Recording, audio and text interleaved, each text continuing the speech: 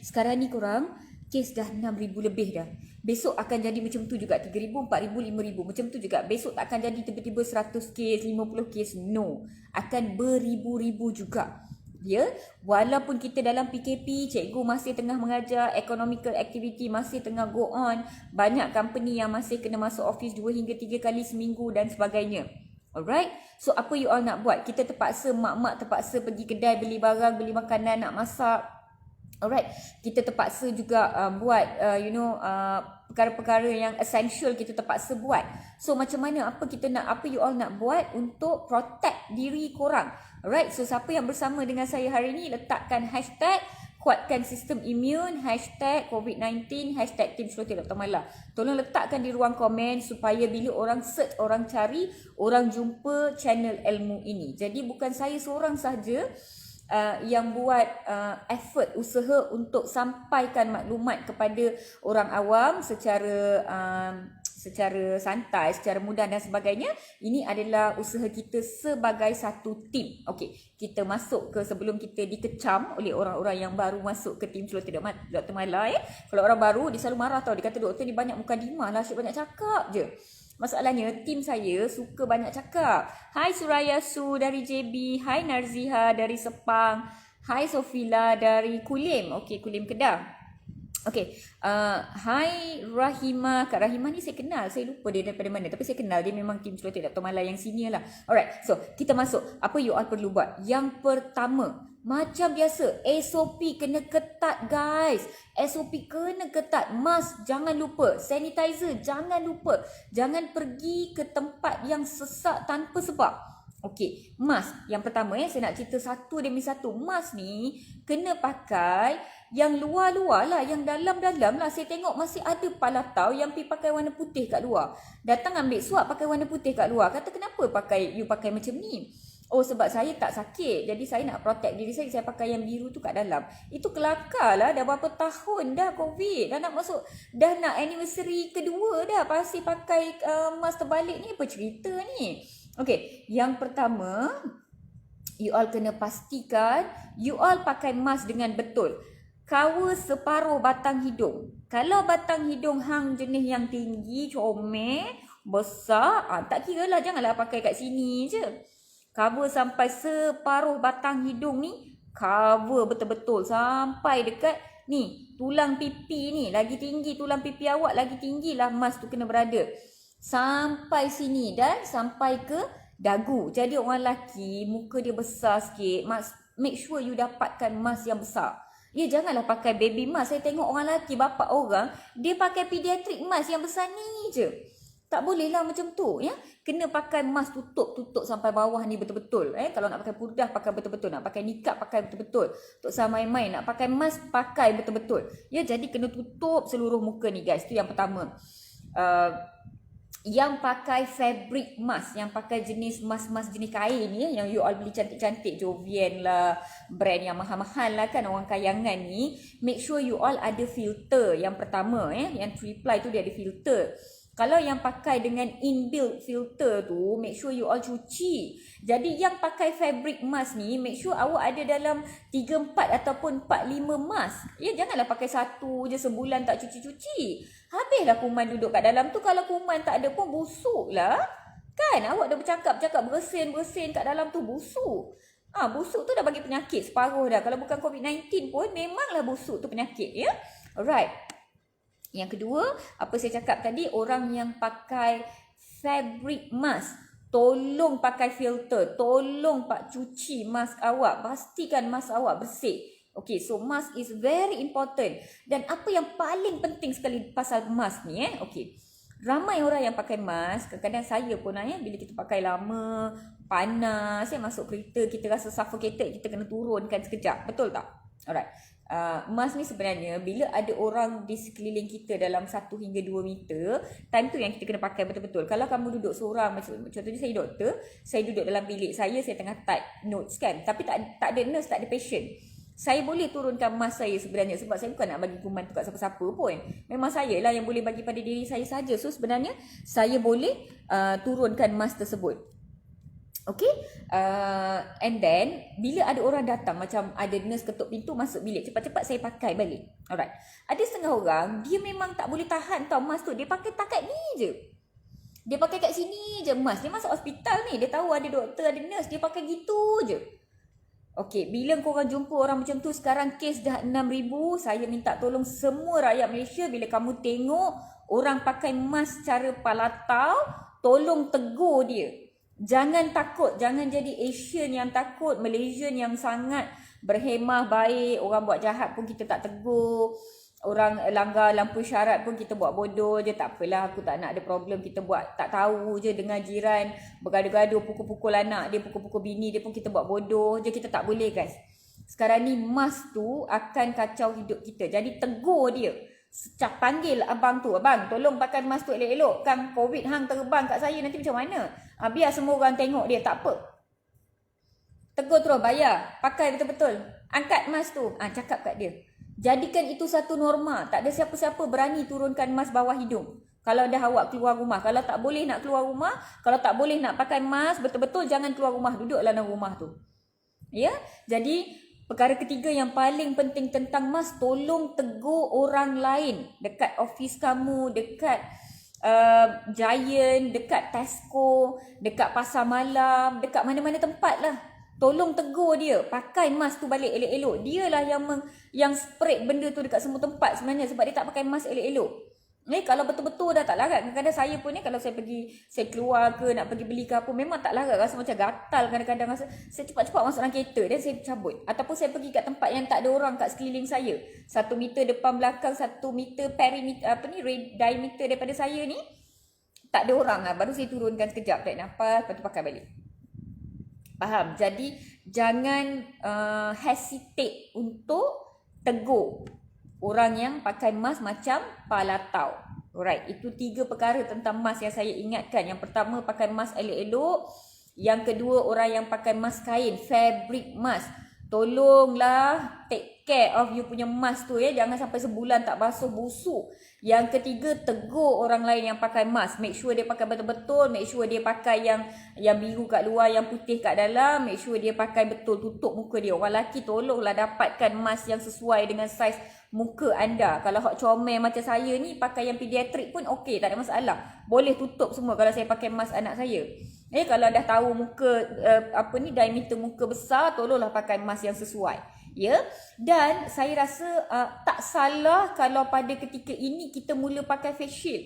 Ya, orang-orang, saya pun bila tadi saya pergi CS supermarket, saya nak beli grapes, saya pakai face shield. Sebab yelah, saya memang nak tegur orang lain yang pakai mask, tapi kadang-kadang saya nak cepat juga. Jadi bila saya pakai mask dan face shield, at least saya ada 2 protection.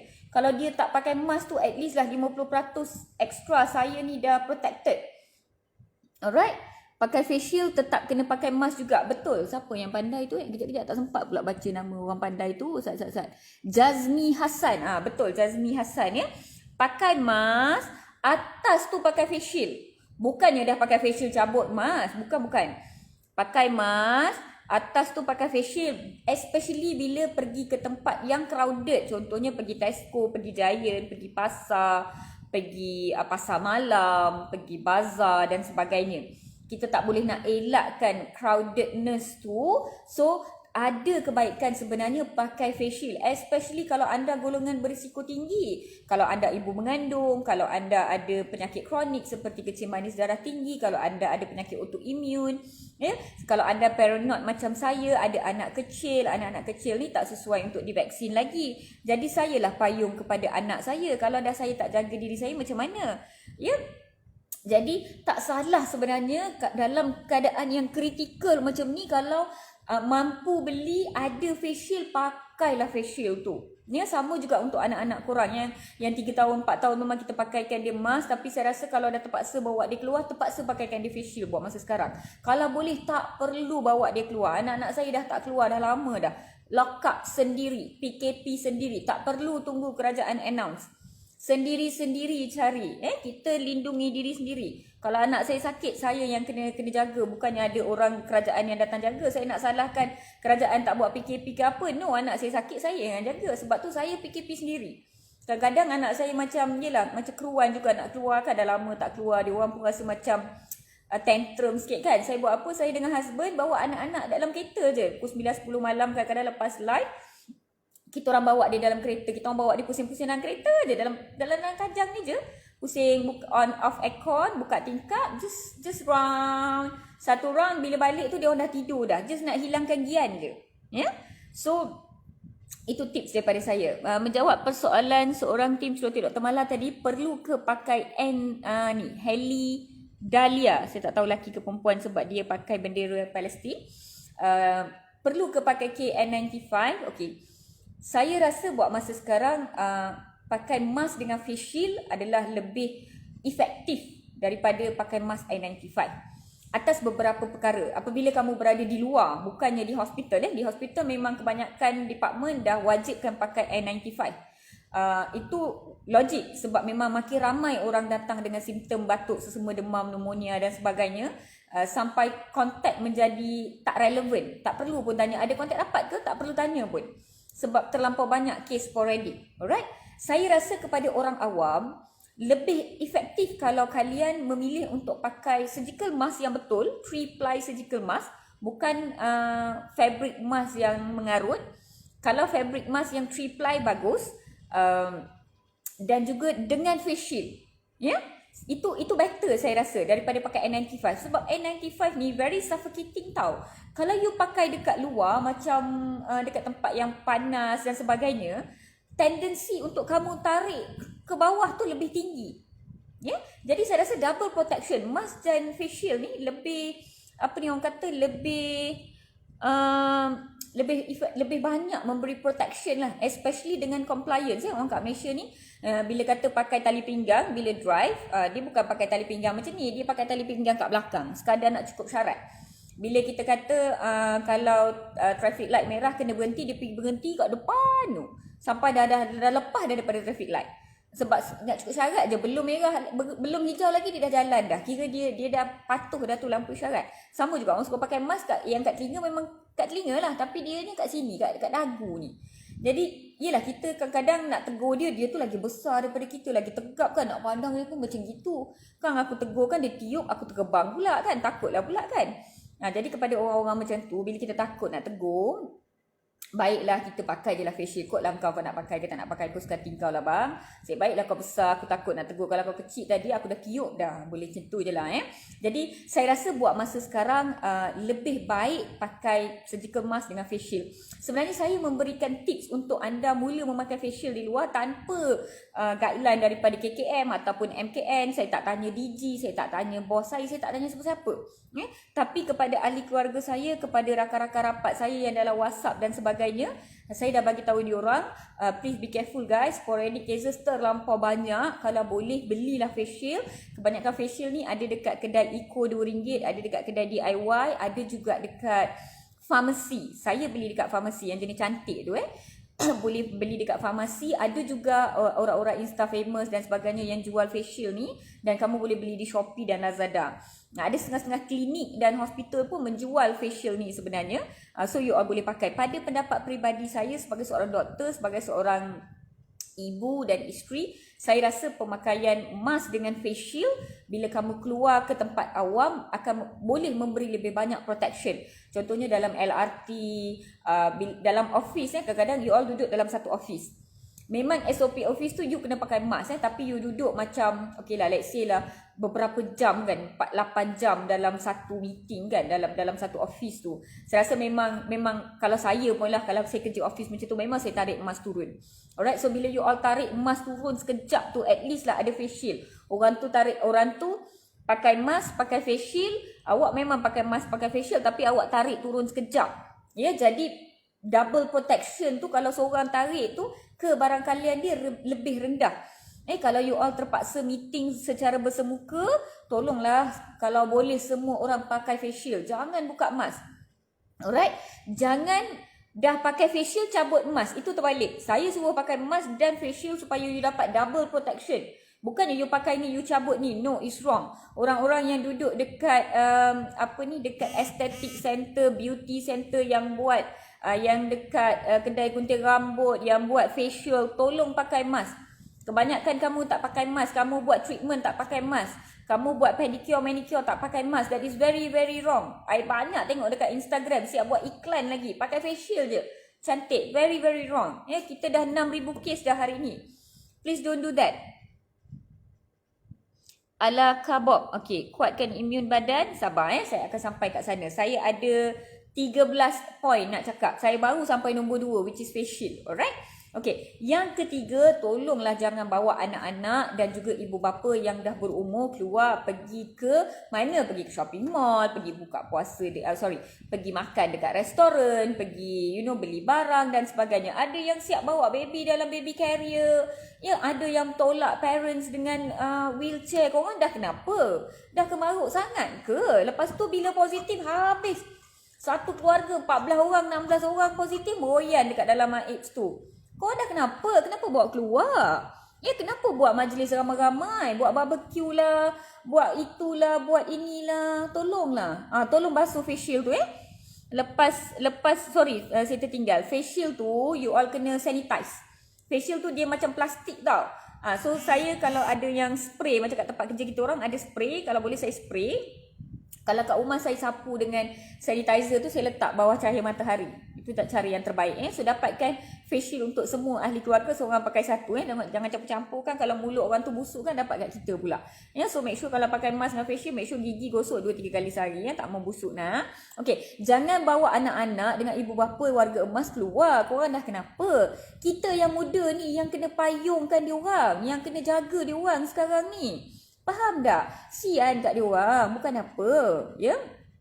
Bagilah diorang rehat. Dulu-dulu bila kita kecil, ada jiran dapat chickenpox lah, apalah, mak jaga kita. Ini turn kita pula jaga mak. Kalau ada apa-apa mak nak, hantar, bagi Grab sampaikan dekat mak. Kalau tak perlu bawa diorang pergi masuk dalam kedai RM2 lah, masuk dalam Tesco lah. Korang dah kenapa? Saya faham, ada setengah-setengah keluarga, ada setengah-setengah couple yang dia tak ada orang nak jaga anak tu. Saya faham. Okey, apa you all boleh buat? Take turn lah. Husband duduk dalam kereta jaga baby. Wife pergilah masuk dalam beli barang apa semua, masuk balik. Settle. Kalau tak, yang boleh bawa anak-anak kecil ni masuk Tesco, Giant apa semua ni, hanyalah parents tunggal, ibu tunggal, ayah tunggal. Then okey, saya faham tak ada orang nak jaga anak-anak korang terpaksa bawa, saya faham. Tapi itu pun kalau boleh, kalau ada economical stability, kalau boleh dapatkan delivery. Sekarang ni Grab pun boleh deliver, boleh beli barang daripada Mart. Dia panggil boleh beli daripada 7-Eleven, daripada Family Mart dan sebagainya. Tesco pun ada Tesco online juga. Ataupun minta lah jiran-jiran belikan ke, kawan-kawan belikan ke, contactless delivery. Kawan dah beli, online transfer duit, lepas tu ambil daripada dinding je. Kau letak babe, nanti aku ambil. Tolonglah kalau ada single parents dekat taman perumahan korang ke, ataupun PJJ, couple yang PJJ, tolong tanyakan. Kau okey ke babe? Kau nak pergi beli barang apa bagai? Kau nak aku tolong belikan tak? Tolong tanya. Jangan bawa anak-anak kecil keluar. Membawa anak-anak kecil keluar ini bukan sahaja membahayakan mereka, tetapi juga menyebabkan kita terlalai dalam SOP. Kita nak kejar-kejar dia orang, kita nak tolak tarik apa bagai kan? Kita tak sempat, jadi kita terlepas pandang SOP dan sebagainya. Alright? So, spread love, give a lot of support. This is the time we need a lot of moral support kepada golongan yang you rasa, I know saving is very important. Kita kena menyimpan untuk masa hadapan. Tapi pada waktu yang kritikal macam sekarang ni, ada juga baiknya bila kita membantu. Sebenarnya kita tak tahu kita boleh hidup sampai bila. So selagi hidup ni, tolonglah bantu. Kau okey ke babe? Kau nak aku tolong ke babe? Kau okey tak? Aku nak delivery Tesco ni. Kalau kau nak order sama-sama, aku tanggung delivery cost, tak apa, jom So support system dalam you all punya circle tu is very important. Tolong tanya kawan-kawan okey ke tidak. Alright. Yang keempat, okey, kurangkan keluar dari rumah. Okey, macam saya saya pergi kerja, balik kerja, that's it. Saya dah tak keluar pergi mana-mana dah. Alright. Actually, buat pengetahuan korang, saya terima banyak sebenarnya invitation untuk pergi ke studio TV, untuk pergi ke radio dan sebagainya. Tapi dalam seminggu yang lepas, saya dah mula cakap, walaupun pada awalnya saya terima untuk pergi, tapi last minute saya kata, no, I don't want to come. Sebab this pandemic is bad. I don't want to go, tiba-tiba I pula jadi kontak rapat. Saya pula yang bagi dekat diorang, ataupun diorang pula yang bagi dekat saya. Saya tak boleh kuarantin korang, saya tak boleh absent. The hospital needs my service. So kita kena jaga diri kita. Kita kena apa ni orang kata, bukan paranoid dari segi mental, paranoid dari segi menjaga SOP. Alright, walaupun rumah kawan dekat saja, dekat situ saja, boleh je saya nak pergi beraya sebenarnya, but take care. Jaga sebenarnya. Kes dah 6,000 sehari kurang. So kurangkan keluar. Okay, kalau you all pergi isi minyak, sekali pergi tu isilah minyak penuh-penuh. Saya tahu you all akan tanya, alah doktor banyak duit, bolehlah cakap. Kalau saya ni nak isi RM10 je saya mampu. Okay, kepada orang sedemikian saya minta maaf lah. Memang saya tarik balik saranan saya. Otherwise kepada orang yang bayar guna credit card, memang bayar monthly, memang tak ada masalah. Tolonglah kurangkan keluar. Jadi isi minyak sekali. Bila beli barang, tak kisahlah. Kalau boleh dapatkan supply yang cukup. At least seminggu 2 minggu. Contohnya beli susu. Kalau you beli susu online, beli banyak-banyak terus. Kalau you beli pampers online, beli banyak-banyak terus. Stokkan. So keluar seminggu sekali cukup. Seminggu 2 kali cukup. Tak perlu tunggu kerajaan yang nak umumkan full PKP. Jangan keluar roadblock semua tempat. Abang polis kena mandi hujan. Berjemur dekat panas. Tak perlu. Kita PKP kan diri kita sendiri. Kurangkan keluar. Tak perlulah sampai beli 10 roti gardenia. Tak ada roti gardenia boleh hidup. Tak ada masalah. Makan biskut pun okey. Buat pancake pun senang. Alright?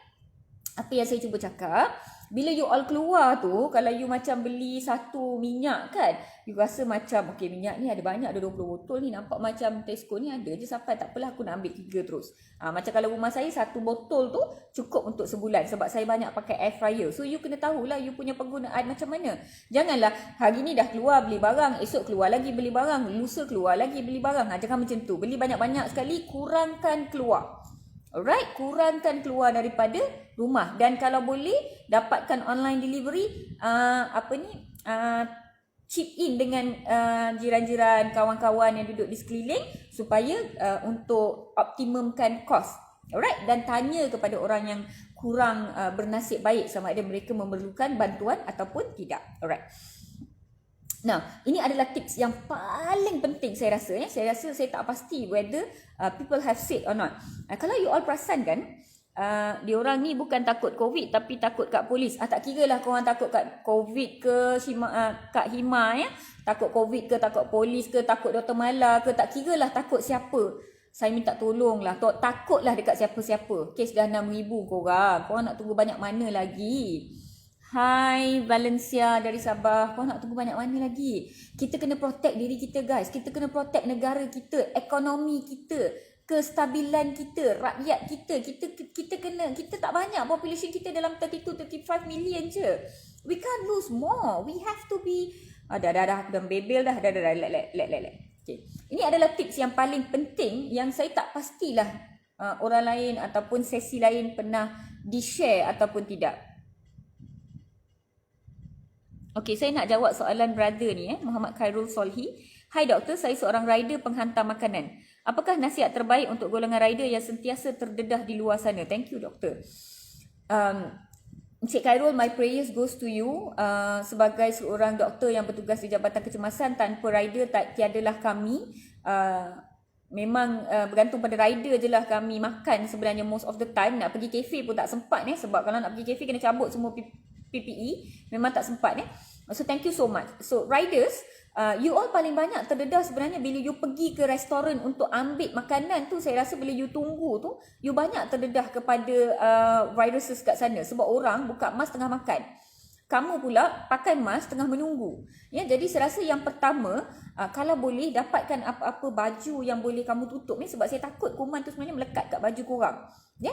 Make sure ada hand sanitizer all the time, and of course pakai mask. Kalau boleh tunggu dekat luar. Kalau kadang-kadang panas kan, you terpaksa masuk dalam restoran untuk tunggu ambil makanan. So you boleh masuk, dan saya bagi saranan yang sama juga, pakailah face mask, face shield. I think that's one of the important thing. Dan I tengok ramai of you all yang pakai macam handkerchief yang ikat dekat muka tu tau. Dia fabric kan, so make sure itu bersih sebenarnya. Dan kalau boleh bila you all sampai dekat restoran, cuci tangan. Sebab mencuci tangan sebenarnya membunuh lebih banyak kuman daripada sanitizer. So setiap kali you all sampai kat restoran, sementara tunggu makanan tu, cuci tangan.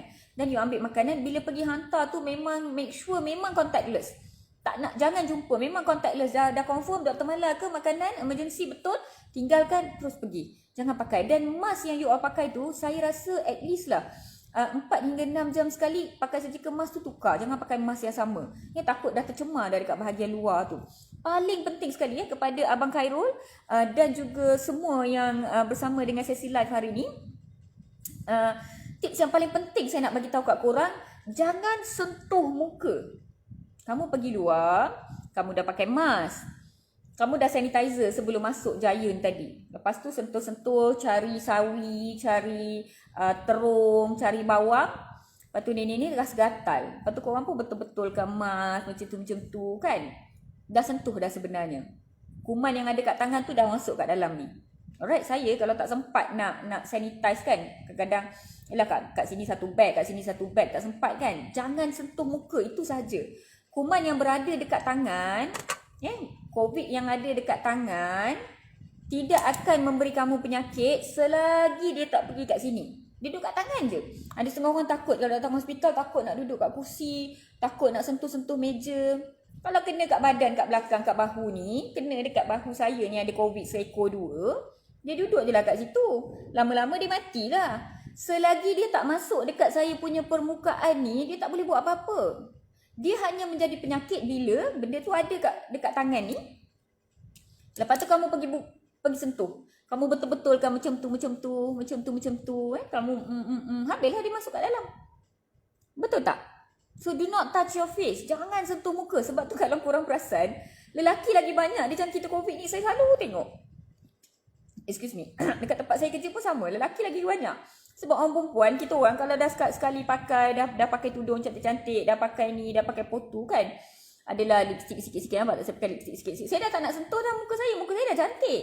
Saya tak nak sentuh, tapi orang lelaki suka buat macam gitu. Saya selalu tengok. Kalau dekat supermarket ke, dekat luar ke, orang lelaki suka buat macam gitu. So do not touch your face. That's the most important thing. Selagi kamu tak sanitize tangan, sebenarnya saya, sebab tu saya suka sanitize tangan. Sebab bila kita sanitize tangan, sebenarnya tangan kita melekit-lekit sikit tau. Dan bila saya dah sanitize tangan, dia kena dekat muka macam gini, dia akan menyebabkan saya dapat acne. Nampak tak saya ada acne kat sini? Sebab tu saya tak nak sentuh. Dah sampai saya balik rumah, saya cuci tangan, saya takkan sentuh muka saya. Sama juga kalau saya pakai glove, ada powder tu, benda tu boleh, kalau kena kat muka saya akan dapat acne. So saya takkan sentuh muka saya selagi saya tak cuci tangan. So very important information, tips guys. Jangan sentuh muka kamu bila anda berada di luar. Jangan betulkan tudung, jangan betulkan betul-betulkan janggut, misai-misai korang, jangan. Do not touch your face. Sebab tu kalau ada face mask dengan face shield sangat membantu. Sebab nak masuk-masuk tangan dalam face shield tu susah. Alright, sampai you cuci tangan. Memang dah sanitize tapi cuci betul-betul bersih-bersih sampai hilang rasa sanitizer tu, barulah boleh cuci, pegang muka. Alright, so itu adalah tips yang sangat-sangat penting. Jangan sentuh muka. Alright, sedikit tips. Terpaksa guna phone walaupun masuk ke beberapa premis sebab nak scan QR code. Okay, setengah-setengah tempat what happen suddenly QR code tu macam hang, tak boleh, nak barcode tu salah, phone kita pun hang, internet low dekat sana. Mula kita ambil pen yang pekedai sediakan dekat luar tu, kita pun tulis. Dah sanitize, kita ambil pen dia, kita tulis, lepas tu kita masuk. Tolong bawa pen sendiri. Kepada golongan ibu bapa kamu yang tak ada MySejahtera, tak boleh nak scan, dapatkan cop untuk mereka. Nama dengan nombor telefon Abah, dapatkan cop, bagi ke Abah. So di pin mana-mana dia cop sahaja, settle. Tak payah guna pen yang campur-campur ni, saya risau. Korang pergi bank, saya rasa semua premis jangan sediakan pen. Korang kena bawa pen korang sendiri. Kalau guna pen yang shed macam ni, setengah-setengah tempat kan dia sekarang kena macam my card reader ataupun digital electronic signing tu kan, dia memang kena pakai pen dia kan. Tolong sanitize sebelum korang guna pen tu, sanitize. Guna pen, lepas guna pen tu sanitize balik. Sangat-sangat penting. All these shared utensils is very important. Ini adalah small places yang kita tak nampak sebenarnya. Dan kemungkinan ini yang menjadi transmission of the infection sebenarnya. So please be very careful. Okay, dah careful, dah tak sentuh muka, dah okay apa semua. Saya sarankan korang bergejala ke tak bergejala ke, penyakit ke tak penyakit ke, kumur mulut dan bersihkan hidung at least 2 hingga 3 kali sehari. Kepada yang beragama Islam, yang ambil wuduk, tak ada masalah. Tetapi jika kamu bercuti daripada solat dan kamu bukan agama Islam, kamu daripada agama yang lain, saya rasa tak salah pun kalau cuci muka bersih-bersih, bersihkan rongga hidung, bersihkan gargle dan bersihkan rongga mulut, kumur bersih-bersih betul-betul. Kalaulah tersangkutlah seekor dua kuman, tak kisahlah kuman COVID ke kuman lain, RSV ke influenza ke whatever, hopefully dia keluar. Alright, hopefully dia hilang lah. Kalau nak gargle dengan salt water ke betadine ke apa ke, boleh lah. Biasanya itu kalau dah bergejala baru kita suruh. Tapi sekarang ni kita tak tahu siapa bergejala, siapa tak bergejala. Jadi saya rasa tak salah kalau semua orang buat. Dia benda ni kalau buat tak memudaratkan. Jadi tak salah kita buat. Yang cara yang paling mudah, saya menggunakan konsep air masak je, air paip je. Kumur mulut, seluruh mulut, kumur hidung, bersihkan dalam-dalam apa semua. Pagi bila bangun, balik daripada kerja, sebelum balik daripada kerja, dekat tempat kerja pun dah boleh buat sekali. Sampai rumah buat lagi sekali. And then malam sebelum tidur pun you boleh buat juga. Dalam 2 hingga 3 kali sehari ataupun 3 hingga 4 kali sehari, saya rasa sangat bermanfaat sebenarnya. Alright. Okay. Beberapa kejap Alright, saya tengah tengok you all punya messages dekat soalan-soalan dekat ni. Nozat, boleh tolong unpin sekejap tak? Tak nampak lah yang questions diorang. Surya, Doctor, is it advisable keep change dress to prevent COVID-19? Heard COVID-19 spread on airborne. Okay, sama ada COVID-19 is airborne or not, for now no, it's not airborne, it's droplet precaution. Droplets, daripada droplets tu yang titisan-titisan air yang keluar daripada percakapan kita dan pernafasan kita, yang mana it transmits from one to another. Now, when it's on your clothes, bila COVID tu duduk dekat baju kamu, dia tidak menyebabkan penyakit. Dia menjadi penyakit apabila daripada baju tu korang sentuh muka. Itu yang jadi, sebab tu kita tekankan hand sanitizer. Doesn't matter where it is. Kita yang ambil benda tu, ataupun orang lain yang datang sentuh muka hidung korang, ataupun korang pergi sentuh muka, pergi salam, cium tangan orang lain, COVID dekat tangan dia datang kat korang. Ataupun kita cium orang lain, kita cium budak-budak, kita cium mak kita kat pipi, kat kat tempat-tempat ni, dan COVID tu pergi dekat dia. That is how it's transmit. So as long as you understand, bila dia macam tangan you ni, selagi you tak sanitize, you rasa macam ada COVID. Then you tahu sebenarnya, then you sanitize. It's okay. Kalau kena kat baju ke, dah kena dekat rambut ke apa ke, as long as you mandi, you cuci, you tak macam pegang kat rambut, lepas tu you pegang kat muka. Memanglah you ambil COVID kat rambut tu, you letak kat sini.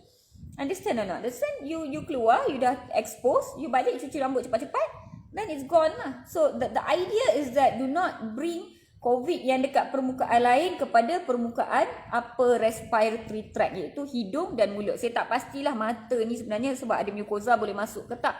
Saya rasa tak ada. Tapi saya kalau mata saya dah cantik macam ni, saya tak nak sentuh lah. Orang perempuan biasa macam tu. Jadi tak perlulah sentuh. Just don't touch your face. I think it's as simple as that. Okay. Kumur mulut dan hidung. Okay. Some other points yang I boleh suggest. Kalau you all ada thermometer kat rumah, saya rasa walaupun kalau pinggan mangkuk, Doktor Fakaruddin Daud. Tak faham. Apa pinggan mangkuk Tak faham. Misi Laki. Hakimi Yusof. Ada yang suhu. Oh, dia menjawab soalan orang. Tak apa. Tengkujuh Zam-Zam. You dah 2 hari dah lambat. Dia tengkujuh Zam-Zam. Semalam pun lambat juga. Okay, anyway. Alright. Tips ke-9 perkara ke-9 yang saya nak explain malam ni. Kalau kamu ada utensil ini di rumah, satu thermometer, yang kedua blood pressure punya machine. Tak salah kalau kamu cek setiap hari sebenarnya. Sebab COVID ni kan, dia bukannya demam tinggi macam dengue tau. Dengue hari pertama dia demam tu, dia temperature dah 40 darjah dah. 39.5, 39, 40, memang demam tinggi, menggigil, menggeletar. Tak larat, badan rasa tak boleh nak bangun, sakit-sakit tulang. So that is dengue. Hari pertama orang dah sampai ke hospital. Hari kedua, hari ketiga, 4, 5 continuous high grade fever. That is dengue. Now, COVID dia bukan macam tu. Dia demam yang dedah-dedah sahaja.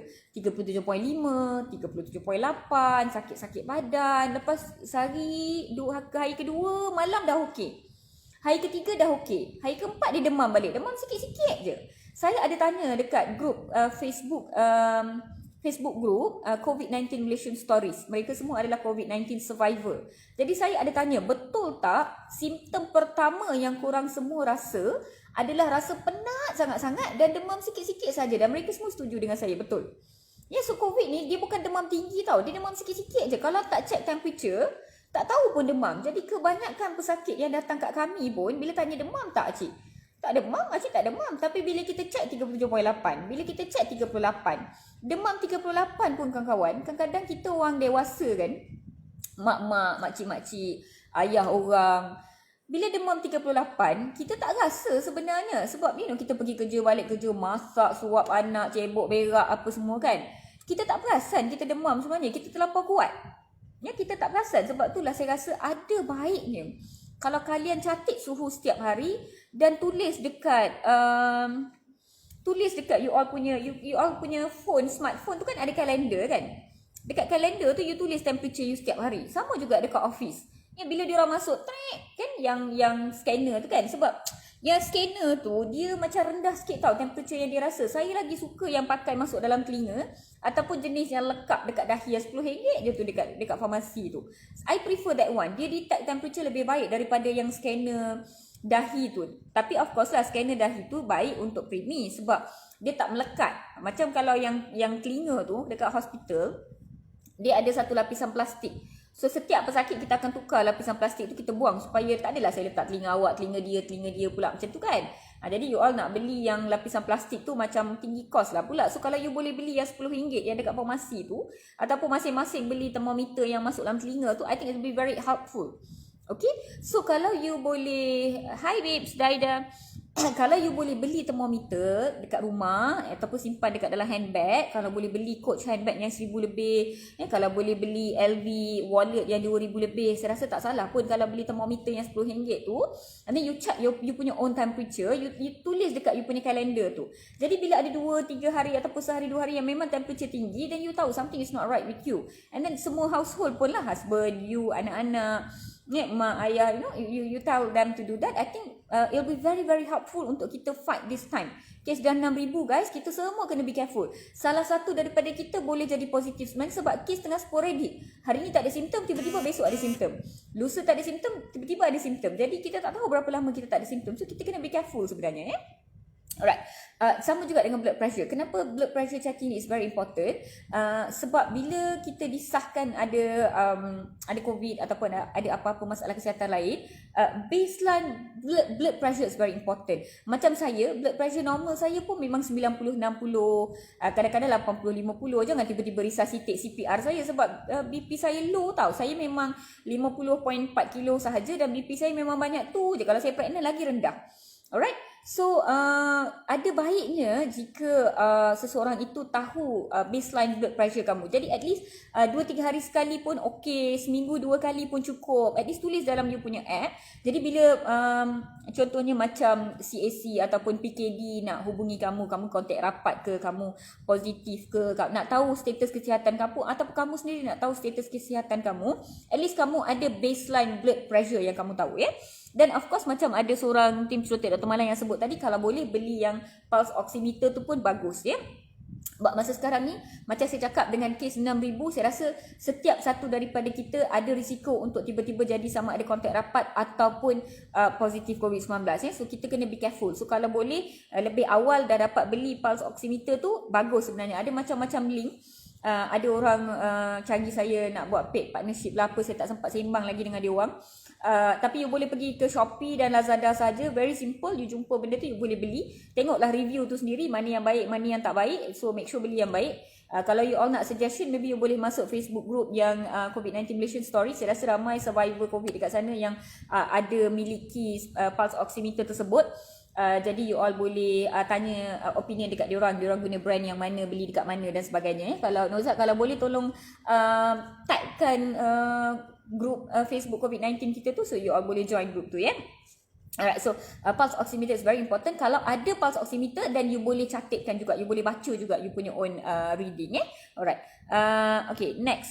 Lajunya doktor cakap, sebab saya kalau saya tak cakap laju-laju, nanti sejam 2 sembang kat sini. Sebab saya ada 13 point, baru sampai nombor 9 ni. Jadi kena laju-laju sikit. Tapi dah ada harga dah ni, tak ada orang nak ambilkan air untuk saya. Okay, yang